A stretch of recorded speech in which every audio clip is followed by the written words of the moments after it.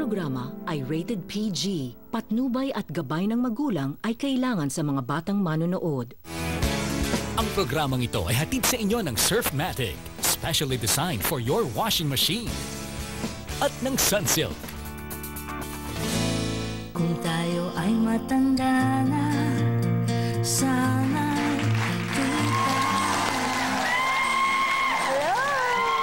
Hello po sa inyong lahat. Mga tiga Del Monte, Bulacan. At Pabahay 2000 chapter. Magandang hapon po sa inyo. At mga, syempre, mega friends, hello. Mga kapatid, bilang mga magulang po, wala tayong hinangad kundi ang mapabuti ang ating mga anak, hindi po ba? Katulad ko, I have 3 girls and now I have a little boy. Siyempre, kung ako pong tatanungin, and I think karamihan ng kilala kong magulang, ang gusto natin yung aking anak na lalaki ay talagang lalaki siya lumaki at siya ay makapag-asawa ng isang babae at magkaroon ako ng maraming apo sa kanila. Ganon din naman ang aking 3 babae. Gusto ko makapag-asawa ng mga lalaki at mabibigyan din ako ng mga apo. Marami po tayong pangarap para sa ating mga anak, pero hindi sa lahat ng pagkakataon, ito po ang pangarap na gusto din po nilang tuparin. Ano nga ba ang dapat gawin ng magulang pag taliwas sa gusto nila ang naging pangarap ng kanilang anak? Paano tatanggapin ng isang magulang kung naiiba? Ibang-iba. Sa nakasanayan ng lipunan ang buhay ng anak.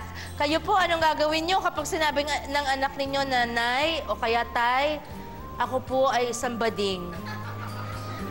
Ay, tumawa ka kasi bading ka. Ayan. De, girl ka pala, sorry. No offense. O kaya, nay, tay, ako po ay isang tomboy.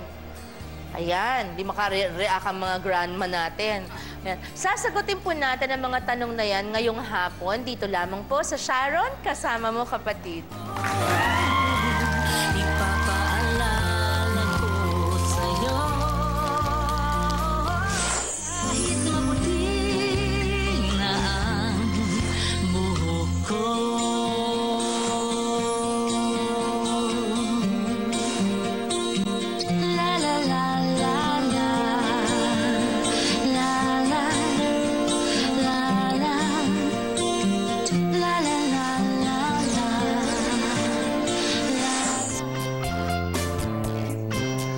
Una, pues, a mí, yo quiero ser mujer.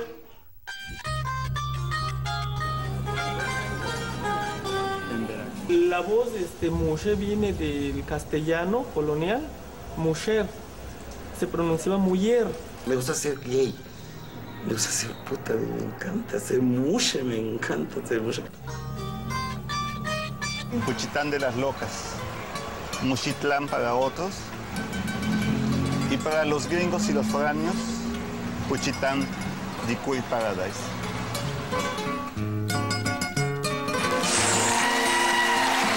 Ayan po, yung napanood nating VTR, hindi po sa amin nanggaling ang term na queer paradise, kundi sa isang napakagandang article na to from Marie Claire, Philippines of a few years ago. Ito po. Yan.